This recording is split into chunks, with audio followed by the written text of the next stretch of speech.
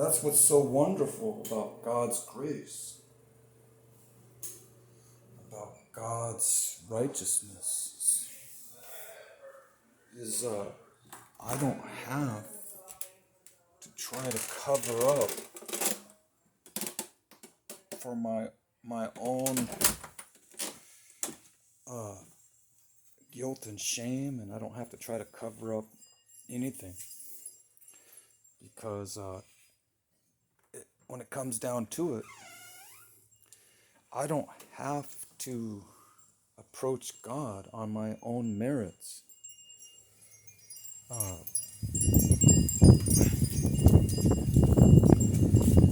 Because God has already done it for me. He said on the cross, "It is finished." So it is accomplished. And what did he achieve? He achieved salvation for humanity, forgiveness, cleansing.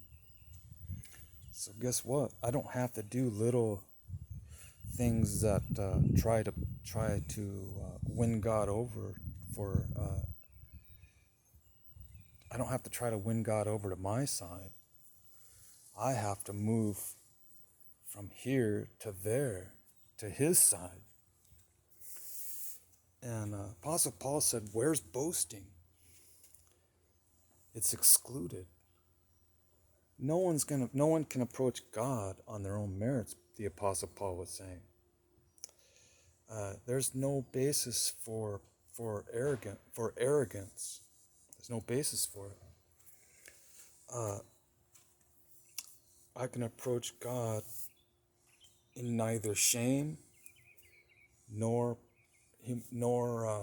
humiliation, nor arrogance, or selfish pride, or conceit. I can just approach God on the basis of knowing that God's righteousness is my righteousness. That it's not my righteousness is his righteousness. It's God's righteousness is my righteousness. I'm already righteous. I'm already holy. Because Christ's Spirit, his Holy Spirit, is in me. Is in this container, this body. You know, this body called flesh.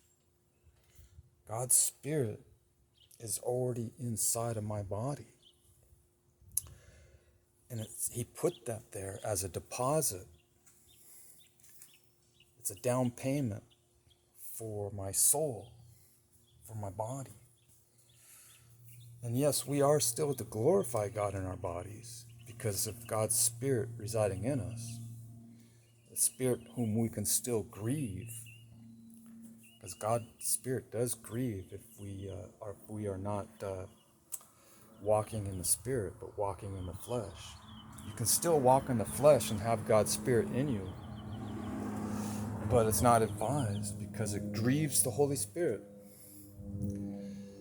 And you will feel convicted because God's Spirit is grieved. God will let you know when it's not appropriate, when certain things aren't appropriate, because God still wants us to walk in the Spirit as he is in the Spirit.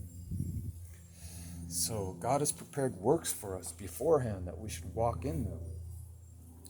Predestined works that I just have to walk in. I don't create works for God. There's already works ahead of me to walk in.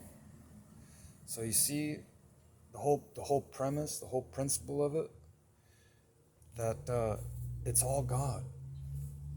It's not none of it's man. None of it originates with man.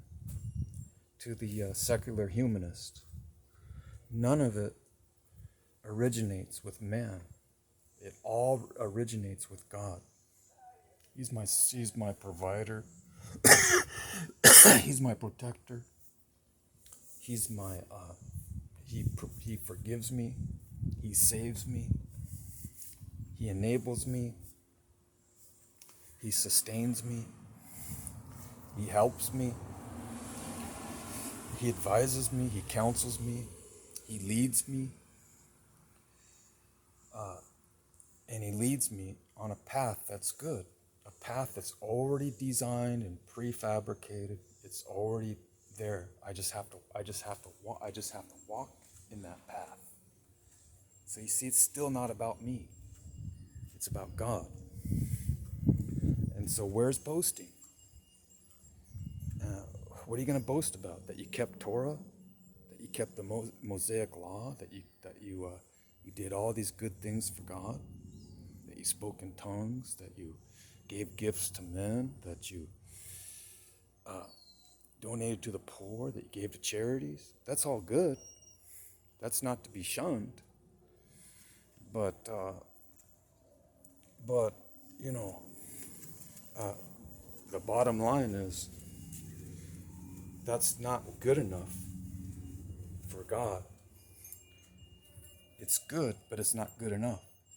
You have to approach God based on a system of that's beyond man's capability. It's beyond man.